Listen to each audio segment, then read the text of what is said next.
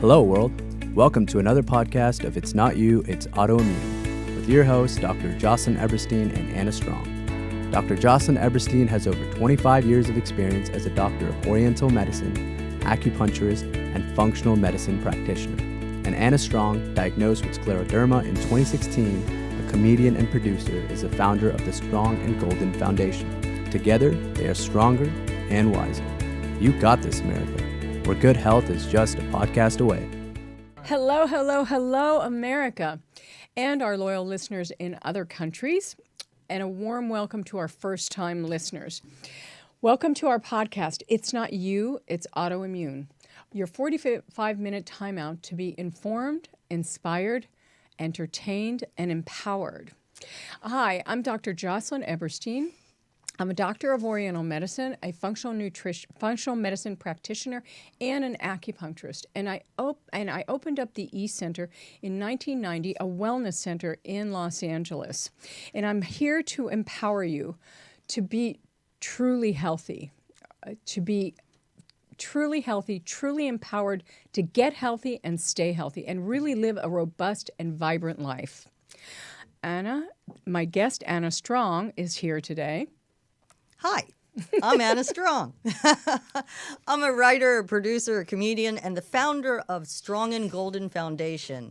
And I'm on a mission to help you get the information you need about alternative solutions, about prevention, and even about reversing autoimmune disease. Together, we're stronger and wiser. You got this, America. Good health is just a podcast away. So today's episode is entitled To Know Corona or Not to Know Corona? That is the question. And the reason this is an important topic is because we as a country are scared. We're frightened. We don't know what to do, and we're confused. We're confused by what? By the media. We don't know what's going on. We don't know what news is true, what's fake news, and it's just hard to know. So we're here today to give you some real answers to your questions and all your questions. We really want to pull back the curtain. We'd like you to be sure to call in so you can get the real information and the most up-to-date information. And I'm so excited to have our guest today, Dr. Cynthia Watson. She's a premier integrative medicine practitioner. She's a doctor, she's a medical doctor, and a premier COVID testing company, RayBiotech. We're here they will shed some light on this really important topic and all the topics you need to know about. We really need to know what's going on, and we really don't know what to do because all that the media and our government is telling us is they're offering up what I call the stay away plan. You stay away from me, I'll stay away from you, keep your hands clean, be sure to wash, and let's pray for the vaccine gods. Well, the vaccine gods aren't coming for 12 to 18 months. What are we supposed to do in the meantime? I'm here to give you some answers because I'm going to give you information on how to keep yourself from getting the virus. We're going to be discussing the immune system and how and explaining to you the viral buster blueprint. Okay, and that's going to give you enough tools so that you feel safe in this scary, scary environment. Now, Anna, what are your thoughts on this? Well, I think the world is going crazy. It's because of the crazy people. We have a lot of crazy people in this country. And then we force them to live with each other, with their loved ones and their family. It was fun at first, but yeah, it's not. It's not. Nobody loves each other that much, And basically, we do it because we don't want to die. But if we die and we go to heaven, then we get stuck in eternity with our family. So I wonder if they have toilet paper. Remember when the aliens were coming and they were supposed to want our gold? Well, it turns out they want toilet paper. Yes, we're a bunch of crazy people. We're all crazy. Quarantine is getting to me. I don't know about you, but I don't know. Things are going to get better. Right now, I try to focus on the positive. The mask is making me look 10 years younger. I want to go to Costco. I'm not even a member. What the hell? Sweet. So today we have with us our guest and health expert, Dr. Cynthia Watson, and she's been seen on national television.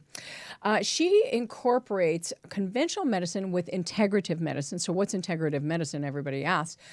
Integrative medicine is basically science-based natural health healing, all right? So we are incorporating Western medicine, conventional medicine with natural healing approaches. It is the medicine of the 21st century. And we're privileged to have her on our show to discuss the ins and outs of this COVID epidemic or pandemic. Cynthia, thank you so much for being here. We so appreciate you coming on the show. Welcome, Cynthia. Thank you for coming on our show. I know it's really hard because you're on the front line. You go from the front line to the quarantine to the front line. I mean, how is it for you? I think it's been challenging, to say the least. I have a very big practice, primary care, so when patients get worried or get sick, I'm the one they call. When it says call your doctor, I'm the one they call. So I'm, basically kind of trying to triage, review symptoms, see who needs to be treated, see who needs to be tested, do all of those things. Luckily, I do have kits. I have testing ability, so I have that at least. I'm able to test. And so we so appreciate, many doctors are not even seeing patients, and we really appreciate that you actually are taking patients. So I'd like to ask a few questions just so everybody can be on the same level playing field, because there's a lot of words being thrown out there in the media. So just exactly what is a virus and how do they really work? Well, a virus is a very small microscopic structure. It's very simple. It's basically a capsule, and then inside is DNA or RNA. So, and it really doesn't live outside the body for very long. It's not really a live organism in that it really doesn't survive without a host, which is us. And we have many viruses that live in our body that don't bother us.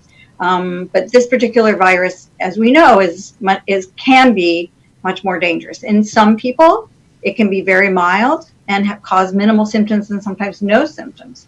And in other patients, it can be virulent and very, very dangerous. So let me get this straight. So it's kind of like a carjacking.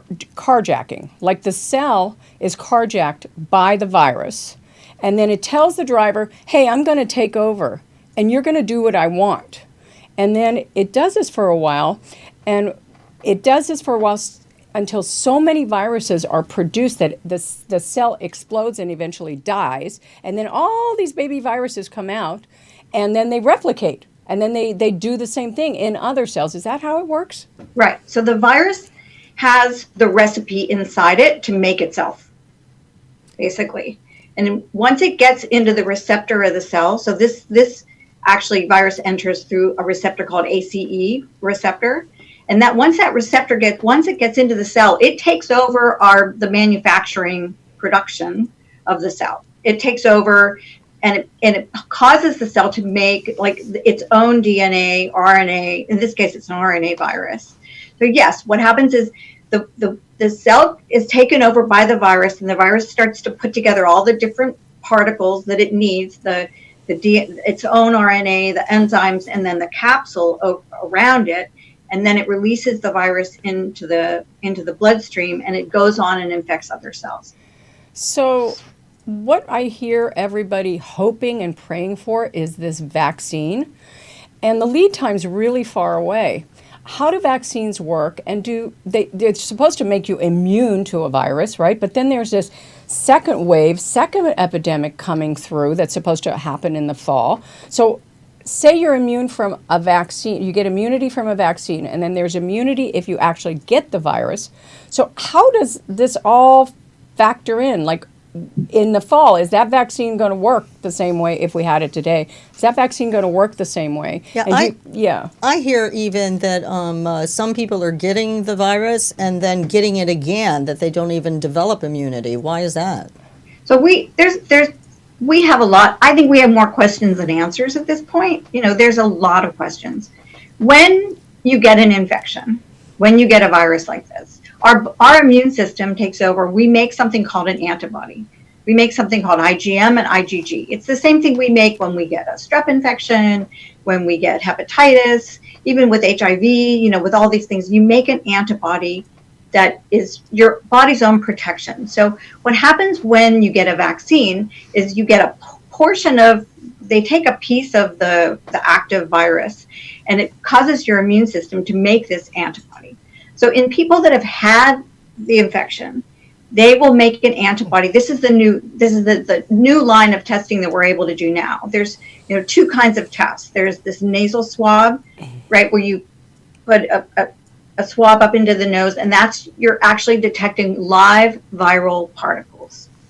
That's looking for a live active infection. Then the antibody test is a blood test. It can be either done with a blood spot or like a peripheral blood draw. And that test is measuring the presence of antibodies. Mm-hmm. I hate now, to we don't interrupt really you. know exactly what these antibodies mean at this point. I'm sorry. Our phones are lighting up. We got so many people trying to get in right now. Can you take one of our callers? Absolutely. This is Anna. Caller, are you there? Hello. Hello. Hello, caller. Yeah. Hi. This is Francis. Who is this? Who is this? Yes, Francis. Francis. And Okay. I'm from Ghana. And you're from where? Correct. And I'm from Ghana, and I took chloroquine as a kid, and now I understand it's a miracle drug. Is this true, and is it working? Well, I mean, unfortunately, the latest research that came out of Europe, initially we thought the hydroxychloroquine or chloroquine was going to be effective.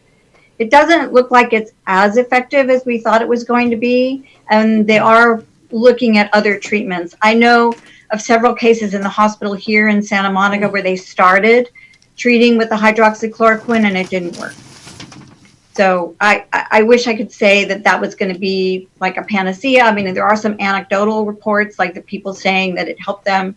Maybe it may help in the milder cases, but in the real severe hospitalized patients, it doesn't seem to be as effective. So, Dr. Watson, isn't chloroquine made of zinc?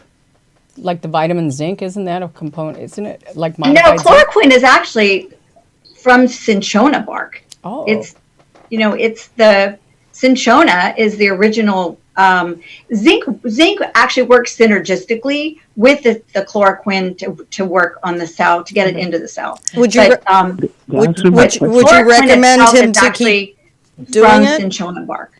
Would you recommend for our caller to keep Frederick? Are you taking it now?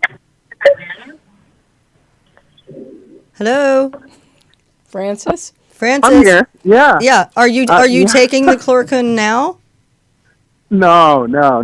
It's very scarce now. Everybody's hoarding them and stuff, and but it's very scarce. Yeah. Okay. You can't find them. Would you recommend people, even though it's not really effective like they thought? Would you recommend it? So here's the thing about chloroquine. Yeah, very toxic. I certainly will. I took it once a week as a child. To prevent malaria. It's preventative for malaria. And it worked very well. And so I was kind of surprised that it was recommended to be used for COVID-19. And the relationship to that, I can't fathom. Well, thank you very much, caller. I appreciate it. It's nice to have you part of our community. I hope that answers your question.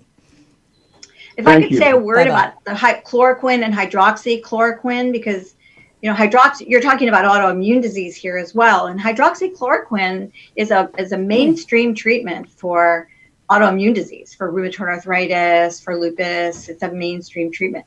It's very toxic and has a lot of side effects, so it's really not to be taken long term without medical supervision. I've actually taken it before, and I don't do prescriptions, but I did try this, and within 4 days, I had a bad reaction. I just stopped.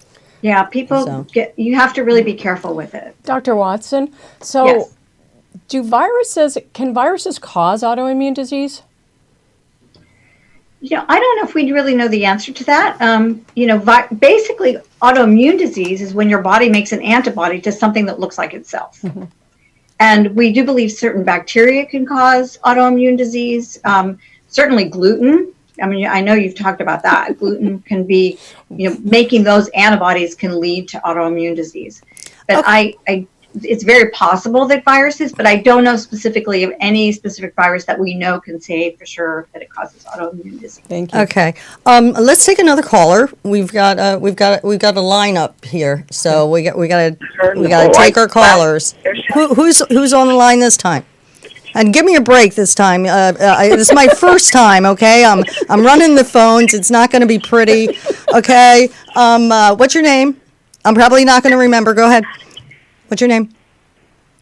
Hello. It's Monica from Kentucky. Monica from Kentucky. Welcome to our shows. What kind of question do you have for Dr. Cynthia? So I'm wondering how often and what type of test should I get?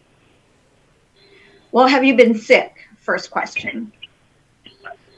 Been having just chills and a slight cough. So, but no fever. Initially, I mean, we should be testing everyone. That's, I don't know what's happening in your state. I know initially in the last few weeks, in the beginning of when there was limited tests, basically I was told by the health department, don't test anyone unless they are in the high risk category, 65 or older, and they have symptoms like fever and a dry cough. Because of the shortage of tests? Because of a shortage of tests. Yeah. Now, the test can be difficult to do.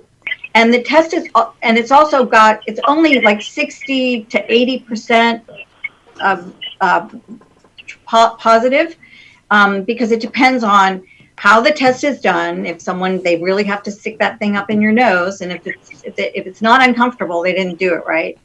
And then it also depends on how many viral particles you're secreting, because it's picking up the number of viral particles. So you could have a test that would be negative if you're not producing enough virus. And those tests, I mean, unless you're shedding, unless you are in a really active phase of shedding, it will not be detective. So I don't remember the rate of false negatives on. It's about 60. It's about 60. Wow. That's a lot. That's a lot. That's a lot. Yeah. So it doesn't really mean anything, honestly. And I can say in my practice, I've tested a number of people, and I've only had one positive. So everybody I tested, I went and I did the test myself. I didn't hand them the swab. I stuck it up their nose. And I know I did the same technique on everyone, so I know if I had one positive, at least it would be valid. But everybody, they've tested negative. The other thing is we're not sure if this virus mutates. Like the flu virus. The reason we have to get a different flu vaccine every year is because every year the flu changes itself, so the old vaccine doesn't work. So we don't know about this virus. It might mutate like the flu vaccine, and it may change, and that's why there may be different forms of it that might show up. All right, Monica, does that answer your question? Monica? I think so. Is it uncomfortable? Is that swab pretty uncomfortable? Yes. When they do it? Yes, yeah, she said. I will see people go. Yes, it's going to be uncomfortable. If they don't do that, I'm not doing it right. Sorry. Thanks, Monica from Kentucky. Thank you. All right, bye-bye. So I have a question, Cynthia. So what is your opinion about this 14-day quarantine? Oh, you've tested positive for corona. We're just going to put you away for 14 days, and then you're free to go. Do you agree with that? Well, what they say is the virus has a peak. In the first 3 to 5 days, the peak number of shedding increases. And after 7 days, then the amount of shedding decreases. So that when you get to that 14-day point, you're not shedding virus. That's what they believe, is that you're not shedding virus anymore. So does that mean you're not contagious? I think if someone's positive, we should be testing them again at the end of that 14-day period. I mean, that would seem to be a rational thing to do. But we're not. We're not doing rational, no. Do you test yourself? Have I tested myself? I did the antibody test. I've not been sick, so I'm not. And I did the antibody test. I'm negative. So how often would you do the antibody test, given that you're in front of people all day long? Well, we have PPE. We are protected. I have, we have masks, we have gloves. I have everything. I have masks, gowns, gloves. Myself and my staff, we're extremely careful. We clean this place every hour. We clean everything. Everybody's washing tables, their hands and also, if someone's really sick, we're no longer letting them come in. If someone's really like a high risk person, I'm meeting them actually in the garage and doing the test there. Wow. Because I have to protect my staff. Plus, we're only allowing one person in the office at a time. Excellent. What else did I? So I understand that they're opening up the country right now. What are your feelings about that? And I'm personally kind of scared. I think it's too early. I think we put this kind of time in where we've spent all this time with our family, and I mean, we're all sick of it. Trust me. People found out they can work from home or they can't work from home. But you got to stay in, because if we get out too early, we're going to have to do this all over again. So how do we help ourselves, given that everybody's going to go rampant out there? Well, I think it sounds kind of cliche, but wear a mask, wear gloves, and wash your hands. The hand washing thing is really pretty effective, because this virus actually breaks down with soap and water. That sounds like a no-brainer, right? And so the protocols that are recommended is, if you're out, when you come back into the house, the first thing you do is take off your gloves, wash your hands, don't touch anything. Don't touch your hands and face. It's getting the virus is going to depend on a couple of things. It's going to depend on how strong your immune system is, we think. People that are getting really sick seem to have other issues like heart disease, diabetes. They maybe are not as healthy. So staying really healthy is important.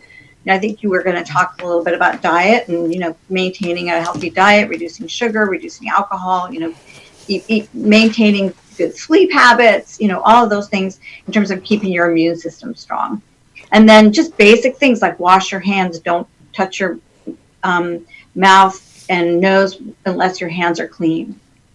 Well, we in this country we have short attention span theater, so I hope everybody keeps to remember to do that. Repeat. Yeah, exactly. So, Cynthia, thank you so much. This was amazing information for our guests, and you took the time and from your practice, which I know is really hard. I really appreciate you coming on. I know my staff put a little "do not disturb" recording. You need a red light, Oh, thank you so much. Thank you. I can't wait to have you back. Everybody, stay safe out there. All right. Okay. So now that we know how a virus works, we can look at a plan to keep us safe from the virus, including staying away plan. So how do we deal with a virus if it ever enters our body? So what we're introducing today is the Viral Buster Master Plan. It's a simple four-step plan.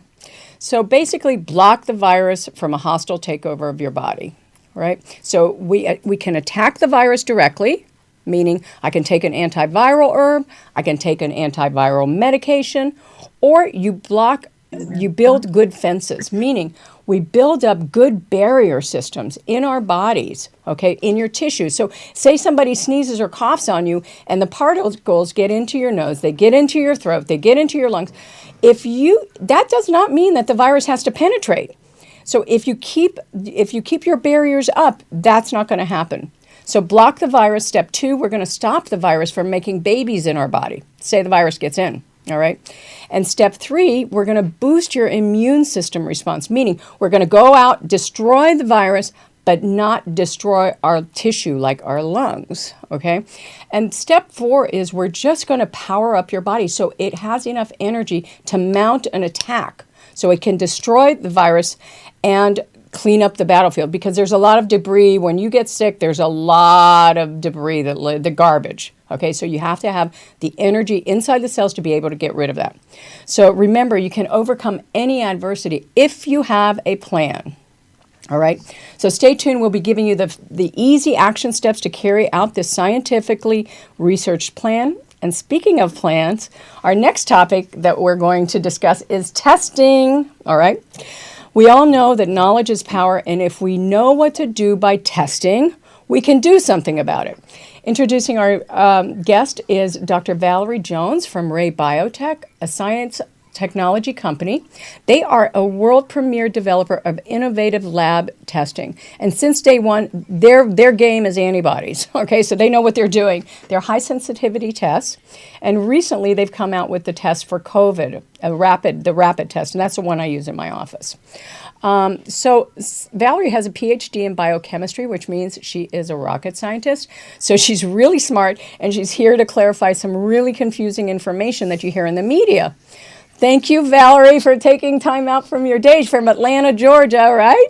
Hello, Valerie. Yep. I just realized. Exactly. I just Good to be realized here. we're all Thank you, great, Jocelyne. Yeah. fabulous women on this program today. I'm so excited to have you here. And really, honestly, I'm thanking RayBiotech for letting you take the time. So I have some basic questions, again, because in the media and people are hearing all these terms they're hearing. Number one, what are the different kinds of tests that are available, and exactly what is an antibody? Could you kind of explain that? Cynthia touched on it for a little bit, but can you explain that for us? Yeah, no problem. So for the COVID virus, there's a couple of different types of tests that are available. One is a molecular test, and the other is called a serology test, right? So the molecular test is going to be the type of test that actually detects the virus particle in your body at that moment. Whereas the serology test is actually, serology comes from the word serum. So you're actually detecting your body's response to the virus in your blood serum. Okay, so specifically, you're looking for antibodies to the virus.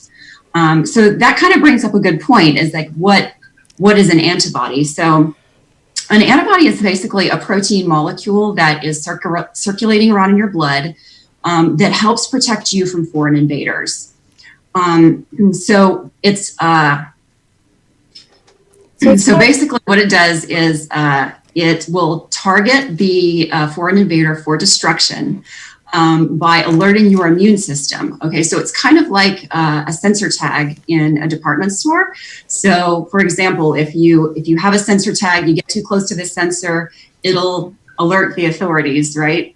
And they come get you and take you away. Well, it's kind of the same thing with your immune system, right? So the antibody will actually tag that particle for destruction, that destruction being carried out by your white blood cells. Okay, the white blood cells are the authority.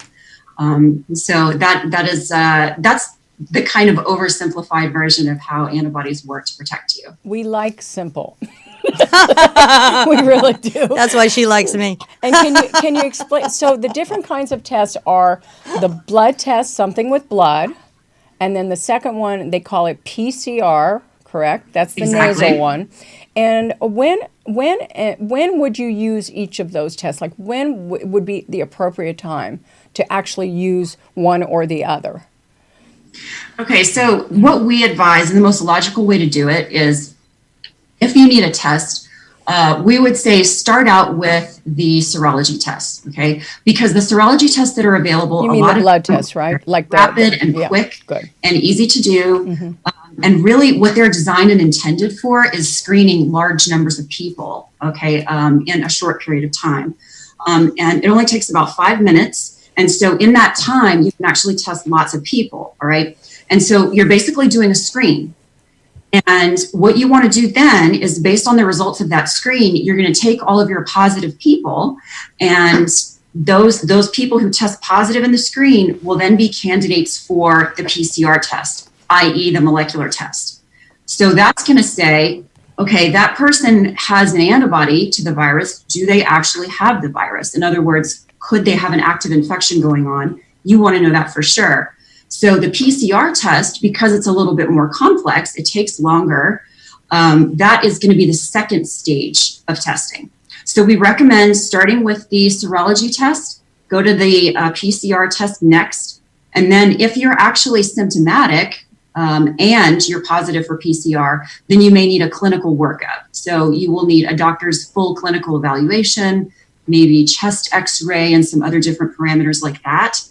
And then you will, all of that data put together, then you'll have a much better idea, are you really infected or not? All right. Excellent. That's so much information. That's a so good. lot. We have a caller right now. So would you like to take a call?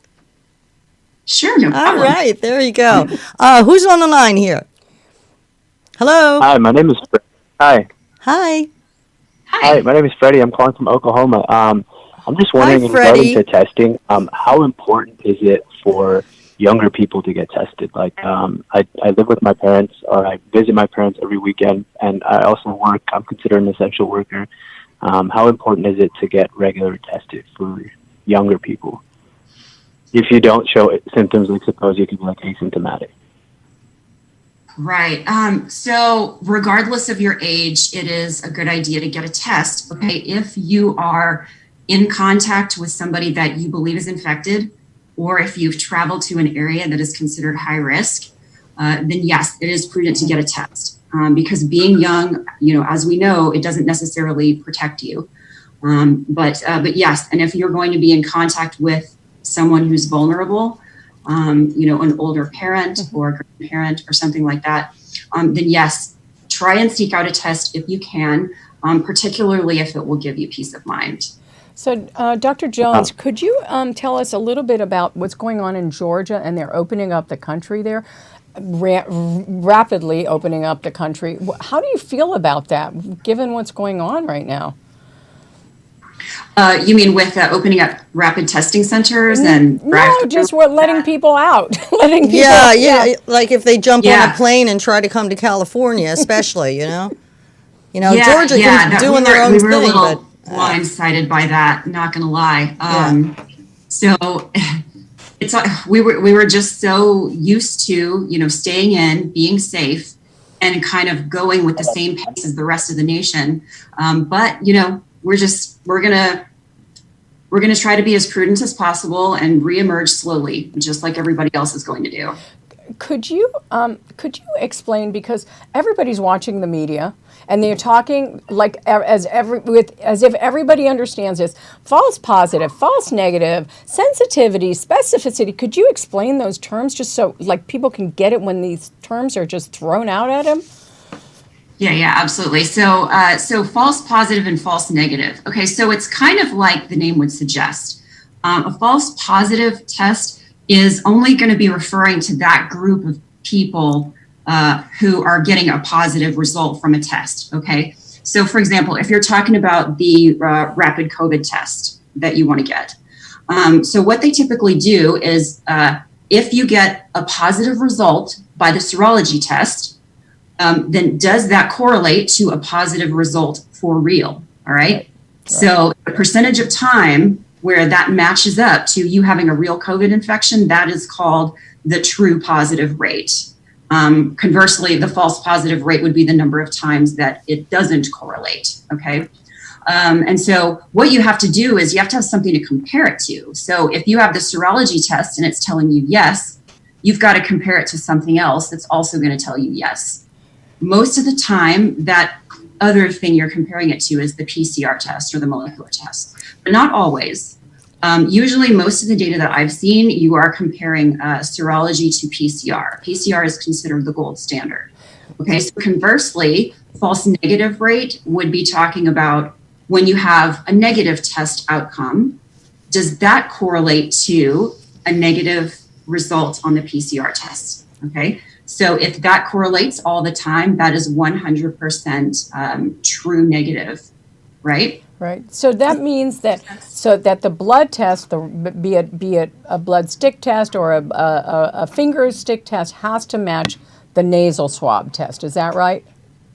Okay. So those two, in order to have a true result. All right. Let's take one more call. Okay, we're going to take one more caller. Hello, welcome to It's Not You, It's Autoimmune. Hello. Hello, it's Andrew. It's Andrew. Hello, Andrew. Remember your name because I'm going to screw it up, okay? Andrew DeMeo from Las Vegas, Nevada. From Las Vegas, Nevada, Sin City. How's it going on out there? I mean, is the coronavirus, what's the numbers like? Very low. I think we only had, not only, but I think we had about 160 deaths or something like that, but only 20,000 people got infected, which is kind of low for our city. Okay, we have that's about pretty good, 2.5 million people here. Well, welcome today, and I want you to give us your question. So my question is, since we were just talking about testing with this doctor here, why wouldn't they put, we're talking about travel and going to different places, why wouldn't they put testing at the airports and or public transportation for people to test before either they get on flights or go through security? After 9/11, things happened where you had to take off your shoes, your belt, take your laptop out of your carry-on. Why not make it to where everybody gets tested prior to getting on either a flight, a bus ride, train, or however they take their trip in between states and so forth, or cities? I think that would be very, very good for everybody, because when you're on the plane, you would feel more safe. And if you do just a nose swab as you're going through security and they give you a quick test, and if you test positive or something's wrong, then you just basically turn around and go see your doctor in your city that you're in. Well, Andrew, I think the nose swab takes a couple of days, the PCR test takes a couple of days to actually get it back. So the only thing that would be available was RayBiotech's rapid finger stick test. And that would be really, their percent of false positives and false negatives are quite good and I would feel safe getting on an airplane if I knew that everybody was tested. And so I think that's a good marketing strategy, Dr. Jones, for RayBiotech. Yeah. There's going to be an eventual need for a lot more widespread testing, and people are going to have to be tested multiple times. Now, whether or not it's going to be happening in airports, that would make your security time take a little bit longer. But yeah, because this test actually requires a finger prick. Yeah, but the lines aren't as long. So, really, okay, Las Vegas, thank you. But let's go back, 18 years. And how long were the lines in security back then? Now you have TSA pre, you have all these, global check-in or whatever. So what's the difference? You're just kind of turning back the clock, which is fine, but at least you give the people the sense of security to travel and to go to different places. Staying in, is it really ever going to really go away until we get a vaccine in 12 to 18 months? No, it's still going to be out there. It's already airborne, right? So, well, the thing is, these are just my questions. I live in a city where there's a lot of people where we depend on tourism. So these are the things that the people that I'm around think of, because they have to go to work down at the casinos and so forth. So that's my question. So Andrew, we know some about the virus, but we don't know a lot about the virus, and the virus as it is now is going to change. Really, what we do know about is your physiology. We know that. That's hard science. We know how your body deals with foreign invaders.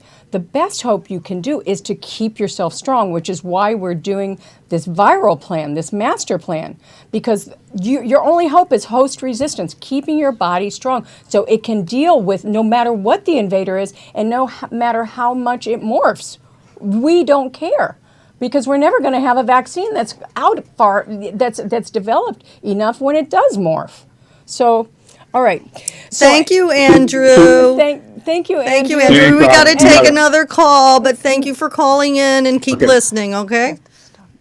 All right. I think we can't. I think we're going to. We're going to take one more call. Okay, one more call. All right. Thank you. Hello. Hello. Hello. Hi. Hello. This is Betty from Boston. Betty from Boston. I like that. That's pretty cool. We are right in the middle of the surge in Boston, and I am an older woman. I am in my 80s, and you talk about keeping bodies strong. And we know that the immune system weakens as you get older. What can I do to make my body strong so that I can resist the virus as it is present today and in the future as it's going to reappear? So, Betty from Boston, thank you for your question. I'm going to answer that because the next part of our talk today is we're going to start into the master viral plan. And I'm going to give you 6 steps to really just get started gently, easy on making sure that your body is strong and can resist a takeover of a virus. Okay? Excellent. So Valerie, I want to thank you so much. Valerie, thank you. You were Thank so you. You were amazing, great. especially since you're a rocket scientist. You're a rocket scientist, and you made us understand. I'm so happy. Thank you. It's Smart Woman Day. Yeah. Thank you. Thank you for coming on the show. It's not you. It's autoimmune. Thank you. So now that we know how a virus works, and now we know who's at risk by testing, here's the 6 easy things anybody can do at home. So first is easy. Take a multivitamin, not from your local drugstore. Get a professional one, okay? What you want to think of is total body health. Have everything available so your body can attack a virus. Secondly, okay, eat more protein. Get adequate protein. Why? Because you're going to build good fences. You're going to keep the barrier systems in your nose, in your mouth, in your lungs. You're going to keep them strong so the virus can't penetrate even if it gets on you, all right? Third thing, avoid, and you're going to hate me for this, but avoid high carbohydrate foods. Everybody hates me for this one. Avoid those and sugar, including too much fruit and fruit juices, because I want you to think this. When you eat the sugar, think about your immune system getting paralyzed for the next 4 to 5 hours in this COVID epidemic. Wrong, wrong, wrong. So really back down on the sugar. Take your vitamin D. That's a no-brainer. Everybody knows you get flus in the middle of winter. There's no sunlight, no vitamin D. Okay. So I take a lot of vitamin D along with calcium. That's excellent. Good. And then take zinc, but only take it if you're taking a multivitamin because it can suppress your immune system if you don't have enough of the copper. So with zinc, what about Zicam, which is a well-known? Yes, it does not have enough zinc. That is a homeopathic form of zinc. We want actual zinc in your body because what zinc does is it stops the inflammation and reduces the viral replication. So you really need real zinc, okay, to build those barriers. So real zinc, and what kind of milligram? What kind of? Generally, we recommend generally 30 to 60 milligrams is a general recommendation. Make sure you have that multivitamin on board because you need the copper. Otherwise, you're going to suppress the immune system. So that's important. And then the last thing. So in a multivitamin that I have been taking for years, and it's like not every day.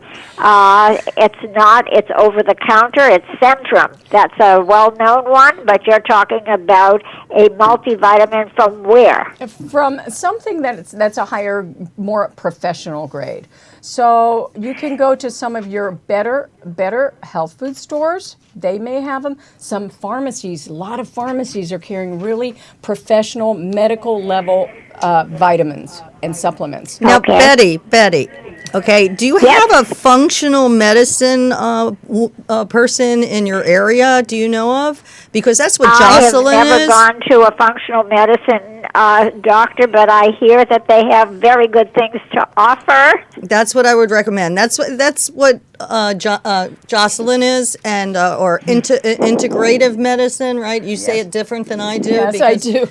but can I go to step 6 now? Step 6, after zinc, we need vitamin A. Why? Because vitamin A is specifically to build the barriers in your lungs, okay? Prevents the virus from getting into your lungs. So vitamin A is critical. Critical. So what I want everybody to do for the next couple of weeks is I want you to and I'm going to post this list on the web page, which is It's Not You Autoimmune. It's Not You .com. Okay, not you, autoimmune. I got it. I'm going to post this up on the .com. Yeah. I'll be looking for that. I'll be looking for your list.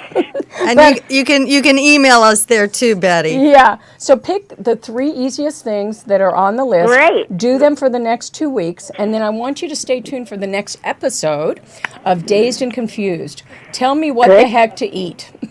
And I want to take a deeper dive into the Viral Buster food plan. So we're going to have our guest, Lisa Thompson, a nutritional expert, and she's going to help us understand why this food plan is and what the food plan is and the science behind it. Okay, and she'll give us great tips on how to incorporate it into your diet. So, Excellent. So I want everybody to please Facebook me. Don't be afraid. I'm anxious here.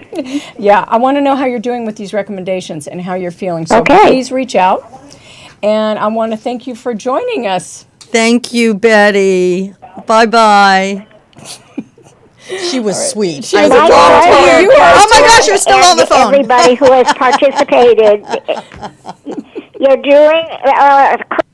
Yeah, thank you, listeners and callers especially, and you guys are amazing. We're so glad to have you on our little online family, and please go to our website. It's, like Jocelyne said, it's not you, it's autoimmune. So it's not you, autoimmune.com. And I want to we want to thank our guests, thank our sponsors, our guests, Dr. Cynthia Watson and Dr. Valerie Jones from RayBiotech. Okay, we want our sponsors. We have 2 sponsors today. We have Tesseract and the E-Center Wellness. A special thanks to Al Zapp, who has offered us a generous 20% off on his products. And you can find that on the website. Okay, today we're featuring quercetin, which is a very important supplement for your for the COVID. Why? Because it puts out inflammation and keeps the virus from making babies in your system, virus babies. And I don't want, the most important thing is, I don't want people to waste their money on supplements that don't work. So this particular supplement, and why I stand behind it, is because it gets directly absorbed into the cell. So I am completely a fan. Please contact us, look for us on the website. And I want to thank the E-Center, our sponsor, a nationally recognized institute for cutting-edge health and making patients partners in their own healing. Anna? Yeah, well, basically, I don't want you to forget about the sponsor, Strong and Golden Foundation. Go to our website. It'll be right there. Check it out. Become a member. Put in a donation. We're doing great things over there. You can also check out my documentary called Crest, Not the Toothpaste, which we're currently filming, and it's attached to a website with all kinds of information on health, your mind, body, soul, the stem cells even. I've even done stem cells. We're doing everything. We're trying to kick this thing. It was great. So join us again for our next episode, Dazed and Confused. Please tell me what the heck to eat. And by the way, if anybody has any questions, how to locate these supplements, where do I find good supplements, just go to our webpage, It's Not You, Autoimmune, click on the E-Center. I'm happy to, or Facebook us, and I'm happy to answer any questions. Stay safe. Subscribe to that YouTube channel. See you next time, because it's not you, it's autoimmune.